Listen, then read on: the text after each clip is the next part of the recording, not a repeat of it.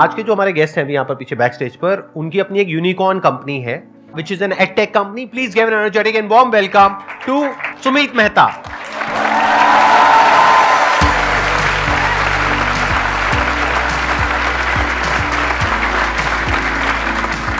आइए.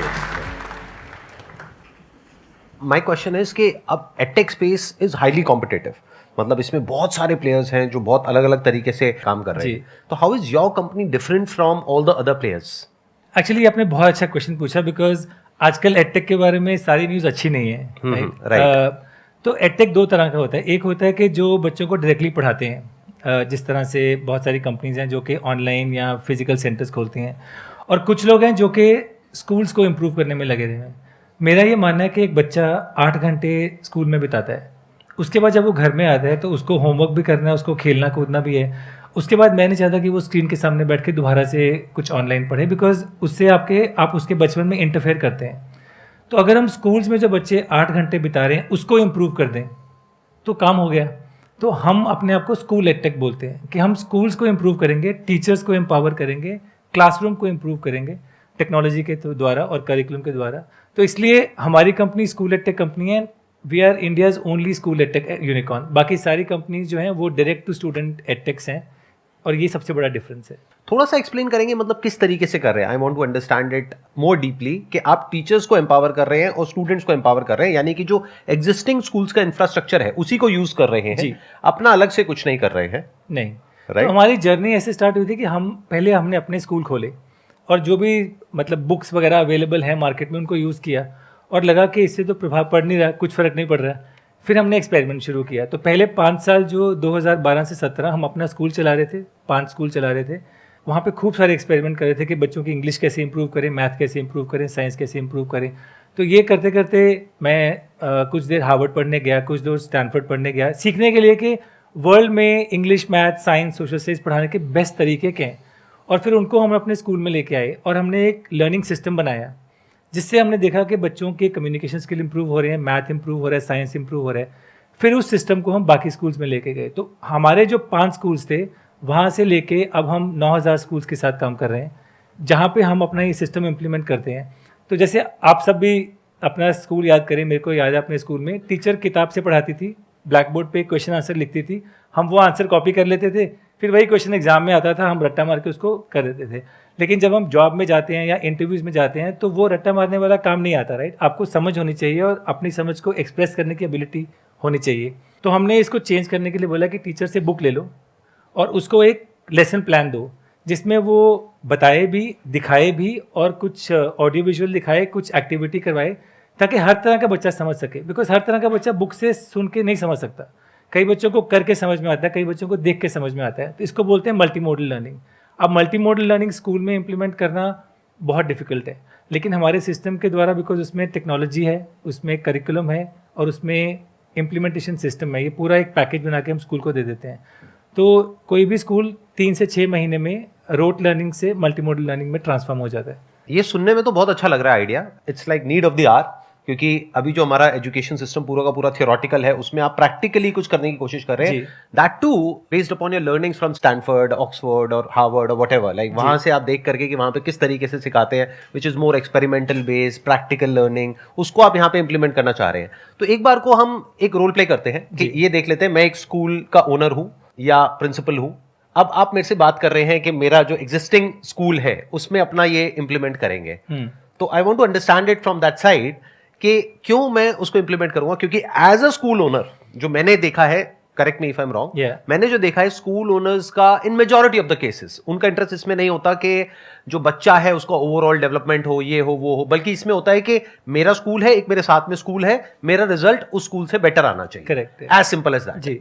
तो अगर मैं एक स्कूल के पास जाके बोलूं कि आपके पास हर क्लास में 40 बच्चे हैं लेकिन टॉपर सिर्फ 5 हैं, बट आप उस 40 में से 30 बच्चे टॉपर कैसे करेंगे? तो सब इंटरेस्टेड हैं. अब उसमें करने के लिए ये है कि जो 10 टॉपर्स हैं उनका तो रास्ता है ये किताब से पढ़ाने का, बट जो बाकी 30 हैं उनका रास्ता है ऑडियो विजुअल से पढ़ाने का, किनेस्थेटिक से पढ़ाने का.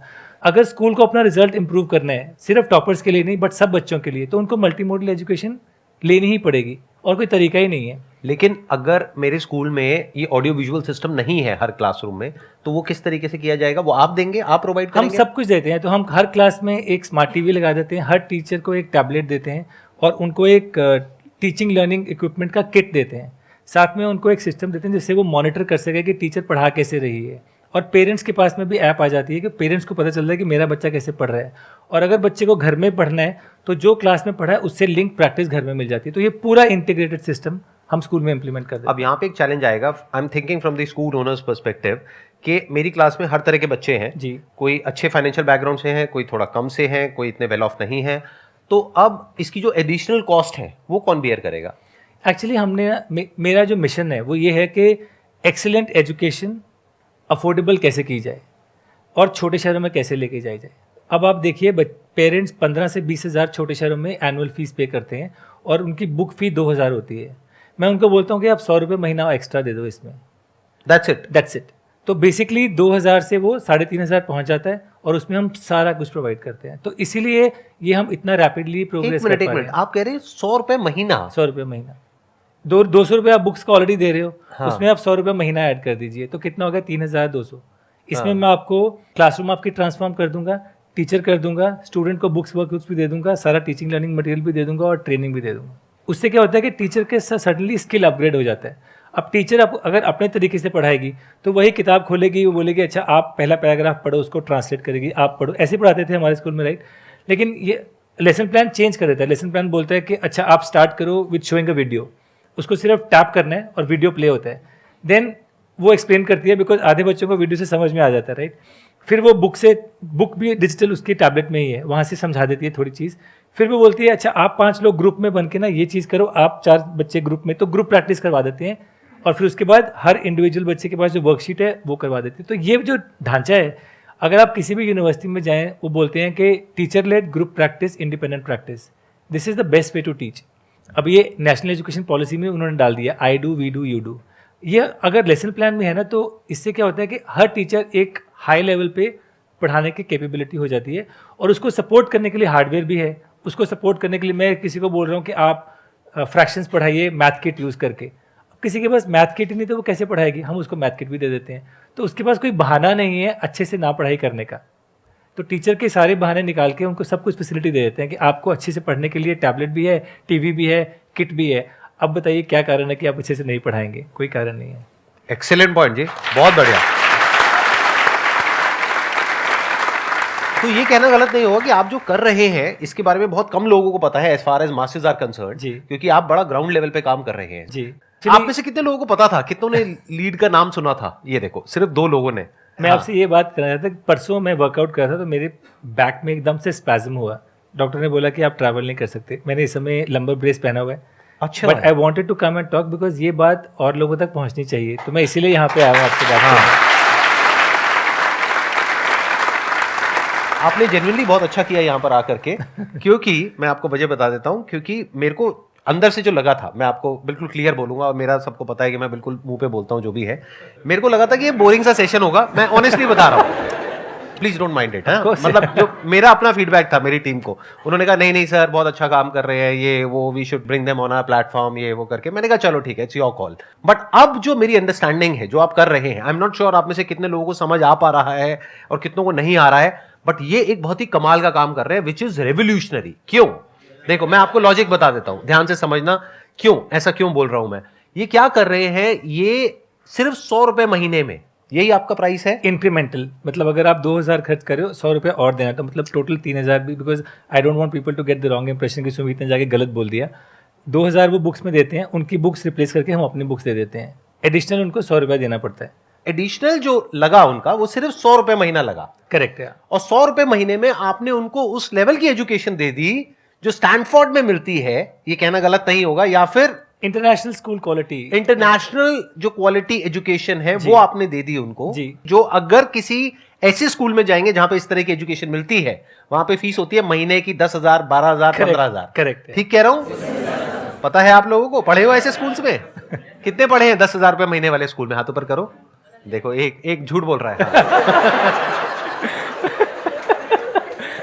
आप वही काम जो 10,000 रुपए महीने में होता है वही काम आप कर रहे हैं 100 रुपए महीने में, अगर देखा जाए तो। बिल्कुल ठीक कह रहा हूं मैं? बिल्कुल ठीक है। तो ये काम अपने आप में रेवोल्यूशनरी है एजुकेशन फील्ड में। सर माय क्वेश्चन इज कि सर जैसे जो स्कूल्स होती है वो नॉर्मली कोई बोर्ड से एफिलिएटेड होती है, फॉर एग्जांपल सीबीएसई, आईसीएसई और स्टेट बोर्ड, तो सर आपका जो करिकुलम है वो आप बोर्ड के थ्रू ही कंटिन्यू करते हैं और आपका न्यू करिकुलम है वो न्यू बोर्ड इस्टेब्लिश करते हैं, जो बोर्ड एग्जाम्स और होते हैं उसमें किस तरह से इम्प्लीमेंट होता है? इंडिया में ना ये धारणा है कि बोर्ड एग्ज़ाम जो हैं वो करिकुलम भी ड्राइव करते हैं। सीबीएसई, आईसीएसई या स्टेट बोर्ड वो सिर्फ जो क्लास 10th का बोर्ड एग्ज़ाम है उस पर फोकस करते हैं। इंडिया में पूरा करिकुलम है वो एनसीईआरटी बनाती है। तो एनसीईआरटी डिसाइड करती है कि हर क्लास के एंड में क्या आउटकम्स चाहिए। तो जो व्हाट होता है ना वो डिसाइड करती है, हाउ डिसाइड नहीं करती। लेकिन अगर आपको fractions for example class 5th के एंड तक करने हैं, कैसे पढ़ाए जाएं, उसमें बहुत ज़्यादा इनोवेशन की ज़रूरत है। तो हमारा फोकस ये है कि एक तो एनसीईआरटी के जो आउटकम्स हैं ना वो वर्ल्ड से कंपेयर करें तो उतने हाई नहीं है, थोड़ा हमने उसको इम्प्रूव किया है। तो कोई स्कूल अगर लीड अडॉप्ट करता है तो वो एनसीईआरटी तो क्रैक कर ही देगा, लेकिन उससे एक स्तर ऊपर बढ़ जाएगा, नंबर 1।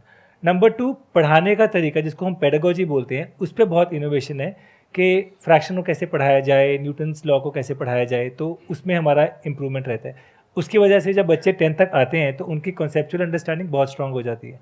फिर उनको रट्टा मारने की ज़रूरत नहीं है, वो अपनी समझ को आराम से एक्सप्रेस करके बोर्ड एग्जाम्स में अच्छे स्कोर करते हैं। इनफैक्ट लास्ट ईयर हमारे 180 बच्चे क्लास 10th बोर्ड एग्जाम में आए थे, 18 स्कोर्ड परफेक्ट 100 आउट ऑफ 100।